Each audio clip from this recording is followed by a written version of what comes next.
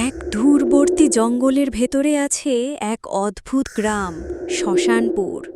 চারপাশে ঘন অরণ্য, আর মাঝখানে দাঁড়িয়ে আছে শত বছরের পুরনো এক বটগাছ। সূর্য ডুবে গেলে এই গ্রামে নামে ভয়ঙ্কর নীরবতা। অমাবস্যার রাতে এই গ্রামে হাঁটলে কারো ফিসফিসানি ঠিক কানের কাছে শোনা যায়, কিন্তু চারপাশে থাকে না কেউ। শহরের কিছু ছেলে মেয়ে কৌতূহলবশত এই গ্রামে এলো, হাতে টর্চ লাইট, চোখে ভয়, তবু মনে দুঃসাহস।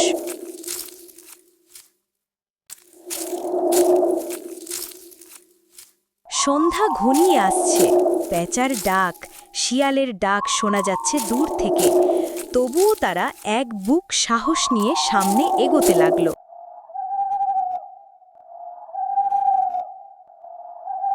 রাত আরো গভীর হলো, বাতাস থেমে গেল। হঠাৎ কানে ভেসে এলো ফিসফিসানি। তারা দাঁড়ালো সেই বট গাছের নিচে। গাছের ডালে ঝুলছে কঙ্কালের মূর্তি, শেকড়ে লালচে আলো জ্বলজ্বল করছে।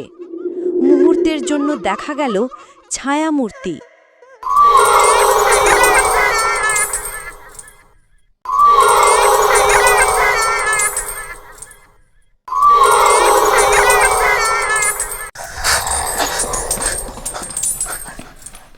তারা দৌড়াতে লাগল, কিন্তু যতবারই পালায় আবার একই জায়গায় ফিরে আসে, বটগাছের নিচে।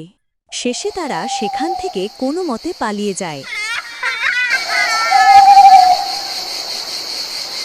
তারপর তারা আশ্রয় নিল এক ভাঙা ঘরের পাশে। তাদের কেউ সেই ঘরের ভিতরে ঢুকতে পারে না ভয়ে, তাই তারা বাইরে আছে সবাই। হঠাৎ এক সময়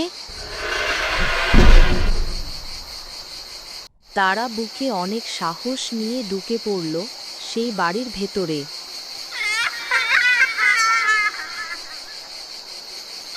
ছেলেমেয়েদের একজন ভাঙা ঘরের ভেতরে একটি পুরনো ডায়েরি খুঁজে পেল। পাতাগুলো ছেঁড়া, কিন্তু তাতে লেখা, আমরা এই গ্রামে আটকে গেছি, তারা আমাদের ছাড়বে না। অমাবস্যার রাতে তারা জেগে ওঠে। ডায়েরির শেষ পাতায় শুধু লেখা, আমরা সবাই মরে গেছি। পরে তারা আবার সেই ঘর থেকে দৌড়ে পালিয়ে যায়। তাদের পিছনে পিছনে অনেকগুলো ছায়ামূর্তি পিছু নিচ্ছিল।